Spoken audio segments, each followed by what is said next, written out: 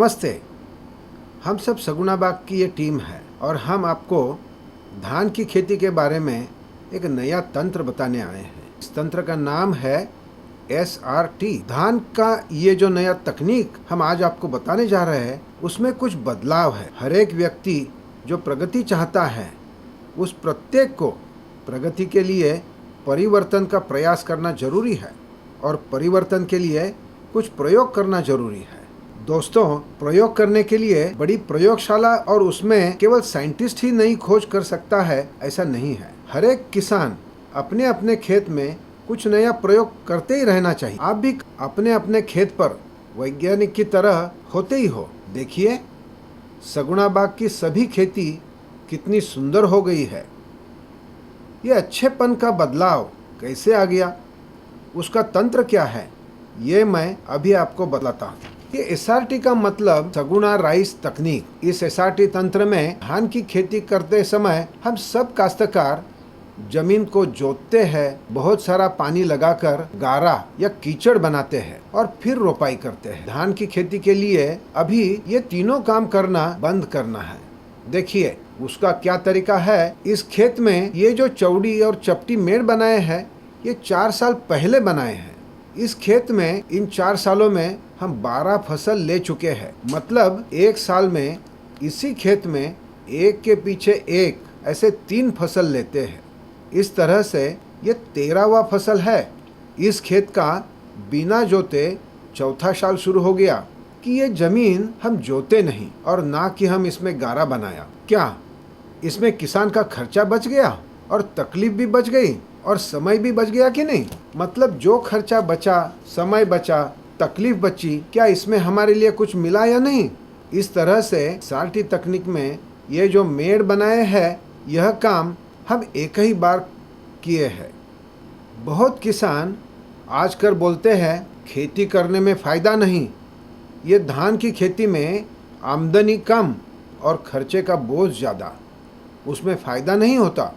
ये खेत देखिए, मैं आपको ये बताना चाहता हूँ कि ये इतना अच्छा फसल आने के लिए हम जोताई का, गारा बनाने का, रोपाई का खर्चा नहीं किया। अब बताइए क्या ये फसल मुझे फायदेमंद होगी? क्या लगता है आपको, है ना? ये कभी नहीं सोचना कि धान का फसल लेने के लिए मुझे फ़ायदा नहीं। यह विचार अभी आपके मन में कभी आने नहीं देना। धान का फसल लेने में निश्चित फ़ायदा होता है और इसमें और एक दूसरी सोच है। अनाज कम होने का बुरा समय आने की आशंका है। उस परिस्थिति में हमारे पास बहुत पैसा होगा लेकिन उस पैसे से हमें अनाज नहीं मिलेगा। क्या आपको चलेगा? ये बिल्कुल नहीं चलेगा। अनाज मिलना अत्यावश्यक है। इस धोखे को हमें रोकना ही होगा। इस कठिन परिस्थिति के लिए हमें जवाब ढूंढना ही होगा। क्या करना चाहिए इसके लिए? हमारे खेतों में ऐसा बदलाव लाना चाहिए जिससे हमारी कठिनाइयाँ, तकलीफें, हमारी लागत कम होगी और उपज बढ़ेगा। दोस्तों, हम जब गारा करते हैं तो हमारे खेत से बाहर जाते हुए क्या दिखाई देता है? खेतों का ये तत्व, ये सार बह जाता है। यह हमारे भूमाता का खून है। क्या इस तरह हमारे भूमाता का खून बहना हमें चला लेना चाहिए? ये कितना जाता है? ये सालों साल जा रहा है। इतने सारे साल भूमाता का ये खून बह जाने से हमारी ज़मीन खोखली हो गई है। मिट्टी की ताकत, उसकी शक्ति नापने की जो चीज़ है उसको सेंद्रीय कार्बन, ऑर्गेनिक कार्बन कहते हैं। ये सेंद्रीय कार्बन हमारे मिट्टी में 1% होना ज़रूरी है। लेकिन क्या आपको मालूम है कि वो अभी कितना बचा है? मैं ये आप लोगों की आम जमीन के बारे में बोल रहा हूँ। इनमें सेंद्रीय कार्बन का प्रमाण 0.2 से 0.5% इतना कम हो गया है। जिस जमीन में 1% से कम सेंद्रीय कार्बन हो वह जमीन फसल उगाने लायक नहीं होती। लेकिन हमारे देश की सभी जमीन का सेंद्रीय कार्बन बहुत ही कम हो चुका है। लेकिन सगुना बाग में 3 सालों से यह जमीन को जोता नहीं गया, गारा भी नहीं बनाया और फसल के लाइनों के बीच में खुरपीनुमा भी नहीं किया और इस खेत में एक के बाद एक बदल बदल कर फसल लेते रहे। जैसे कि यह फसल लेने से पहले इस खेत में इधर नीचे देखिए, आपको दिखाता हूँ। यह जो है, यह धान के पहले सूरजमुखी लगाया था, उसके पौधों का ठूंठ है ये। जैसे धान के पहले सूरजमुखी लिया था, वैसे ही सूरजमुखी के पहले यहाँ प्याज का फसल लिया था, और प्याज के पहले पीछे के साल का धान का फसल लिया हुआ था। इस वनस्पति को जड़ है, तना है, पत्ते और डालियां हैं। जड़ लिग्निन नाम के चीज से तैयार हुई है और ऊपर का हिस्सा सेल्यूलोज से बना हुआ है। ये लिग्निन से तैयार हुआ सेंद्रीय कार्बन जमीन में ज़्यादा समय तक बना रहता है। वो मिट्टी को ज़्यादा समय तक ताकत प्रदान करता है, और सेल्यूलोज का विघटन कम समय में होने के वजह से मिट्टी को बहुत ही कम समय के लिए ताकत प्रदान करता है। उसका मतलब जड़ जमीन में रहना और उससे मिट्टी को सेंद्रीय कार्बन पाना, ये बहुत महत्वपूर्ण है। जमीन की ताकत बढ़ाने के लिए पहले फसल की जड़ें बिना धक्का लगाते जमीन में ही रहना जरूरी है। ये मेड़ बनाने के लिए हमें एक ही बार काम करना है। आगे के 20 साल बार बार हल बखरनी करने की ज़रूरत नहीं है। कैसे लगती है आइडिया? मतलब यह चपटी और चौड़ी मेड़ एकदम बढ़िया होने चाहिए। उसके लिए एक ही बार जमीन अच्छी तरह से जुताई करिए। रोटोवेटर या पावर टिलर या बखर जैसे औजारों से, जो भी आपके पास है, उससे मिट्टी को भुरभुरी बना दीजिए। अगर आपके पास गोबर का खाद है तो 5-8 ट्रॉली प्रति एकड़ गोबर का खाद फैला दो। बाद में हमें इसमें चौड़ी और चपटी मेड़ बनाने हैं। इस तरह से तैयार हुए खेत में 136 सेंटीमीटर का या 4.5 फुट अंतर पर रस्सी और चूने से लाइनें लगानी है। 4.5 फुट की 2 लकड़ी 2 लोगों ने खेत के 2 बाजू में पकड़कर उसमें रस्सी खींचकर उसके ऊपर चूने की लाइनें लगानी है। चूना नहीं हो तो चूल्हे की राख इस्तेमाल हो सकती है। इस तरह से ये खेत में हर 4.5 फुट पर सफ़ेद पट्टे लगाने हैं। पट्टे लगाने के बाद कोई एक सुविधा से पट्टे की जगह की मिट्टी बाजू में लगाकर वहाँ नाली बनानी है। महाराष्ट्र में पुणे के रोहित स्टील नाम के कंपनी ने महाराष्ट्र शासन के साथ मिलकर एक मशीन बनाया है। वो यंत्र जो है उसको BBF यंत्र बोलते हैं। BBF यंत्र से मेड़ बनाना बहुत आसान है और उत्तम मेड़ बनते हैं। अगर यही BBF यंत्र हमारे पास नहीं है तो एक सिंगल रिजर से भी यह मेड़ बन सकते हैं। वो भी नहीं तो पुराने तरीके का लकड़ी का हल हो, एक चौरस पट्टी लगाकर भी यह हल चलाया तो पट्टे पर अच्छी नाली बन सकती है और 2 नालियों के बीच में अपनी चपटी मेड़ तैयार हो जाएगी। उसको फावड़े से और थोड़ा ठीक करके लेना सही होगा। 4.5 फुट मतलब 136 सेंटीमीटर पर यह चपटी मेड़ बनाते समय यह ध्यान देना जरूरी है कि मेड़ का सिरा सही तरह से 100 सेंटीमीटर का हो। यह 100 सेंटीमीटर माथे वाला चपटा मेड़ तैयार हुआ। अब आगे 20 साल तक जमीन में हल लाने का कोई ज़रूरत नहीं पड़ेगी। काम खत्म। क्या ये बहुत कठिन काम है? इस प्रकार मेड़ बनाने के बाद मिट्टी के अंदर बीज लगाने के लिए बेड पर छेद गिनाने के लिए SRT फ्रेम का इस्तेमाल करते हैं। मतलब बीज लगाने के लिए ज़मीन को जोतने की ज़रूरत नहीं। कोई भी फसल का बीज ज़मीन के अंदर आधा इंच से 2 इंच तक अंदर डालना पड़ता है। ये काम में SRT फ्रेम की मदद लेते हैं। यह SRT फ्रेम 2 आदमी SRT मेड़ पर पटकते हुए आगे चलते हैं। एक समय में 20 छेद बनते हैं। इन छेदों का अंतर 25 बाय 25 सेंटीमीटर होता है। ये 25 सेंटीमीटर की दूरी हम बहुत सारी खोज करके तय की है।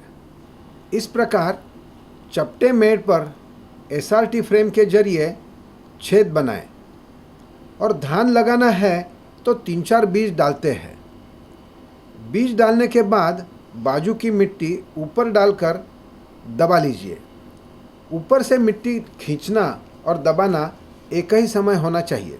धान का बीज लगाते समय एक बात अच्छी तरह से समझ लेना, मेड़ की मिट्टी अगर ज्यादा गीली हो और उसके वजह से छेद अगर ज्यादा गहरे बने तो धान का बीज लगाने वाले ने इतना ध्यान में रखना जरूरी है कि धान का बीज बहुत गहरे नहीं जाए। ये हरदम ध्यान में रखना, जो बीज आकार में छोटा हो वो बहुत गहरा जाने से नहीं चलेगा। बीज की जो लंबाई होती है उससे दुगुना गहराई में बीज जाना चाहिए। ज्यादा गहराई में बीज जाने से उगकर आगे आने में मुश्किल हो सकता है। आप सब किसान दोस्तों को ये मैं बताने की जरूरत नहीं है। धान का बीज जमीन में लगाने के बाद 3-4 दिन के अंदर जब मिट्टी हल्की सी गीली हो उस वक्त गोल नामक चयनात्मक खरपतवार नाशक पीछे की तरफ चलते हुए छिड़कना है।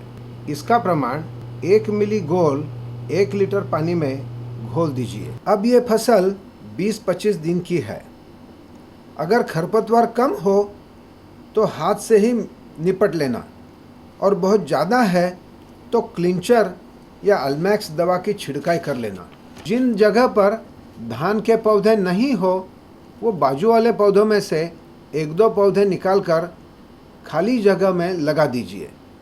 उसके तुरंत बाद फसल को यूरिया ब्रिकेट ये खाद लगाना है। इस प्रकार में 30-40% खाद की बचत होती है। यह जो यूरिया ब्रिकेट है मतलब यूरिया खाद की गोली, ये देखिए कैसे लगाते हैं।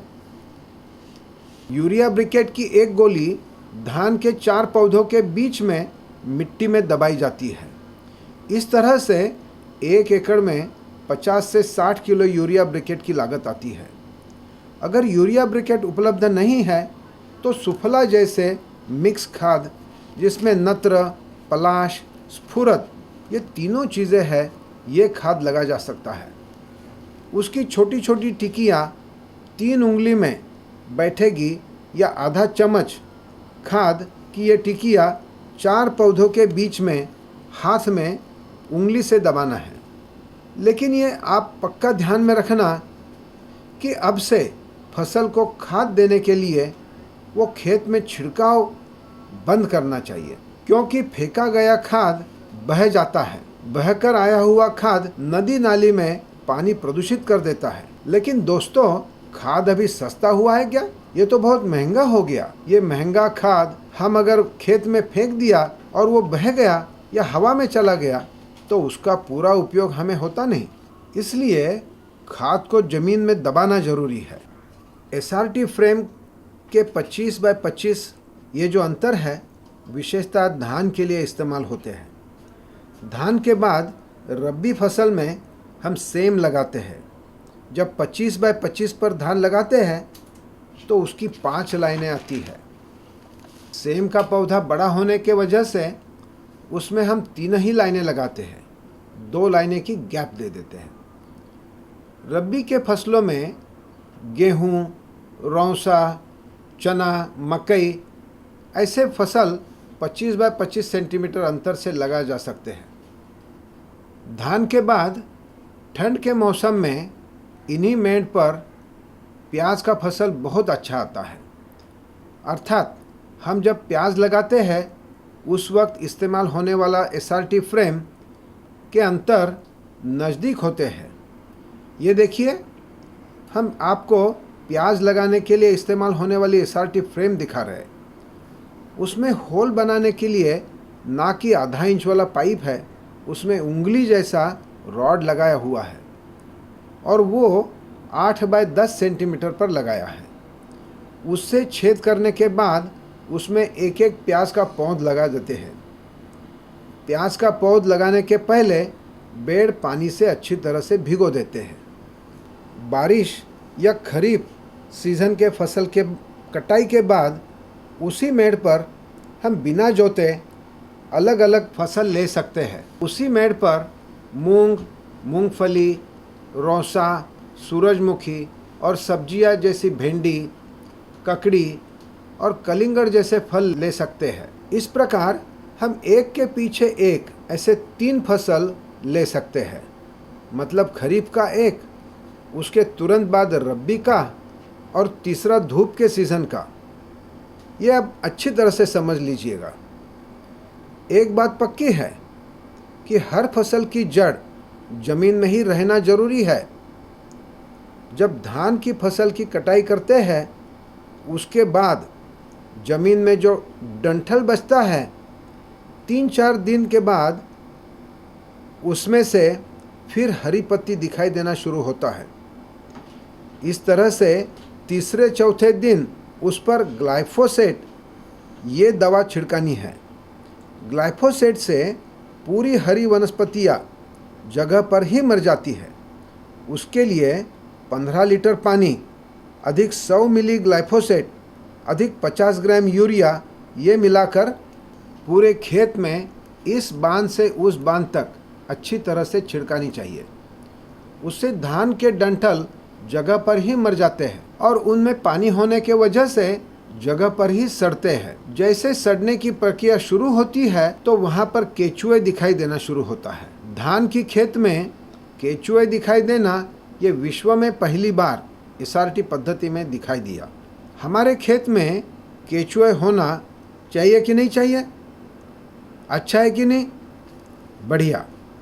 इन मेंढ पर केंचुए के घर, उनके अंडे और बच्चे, उन्हें हम नुकसान नहीं पहुंचाते।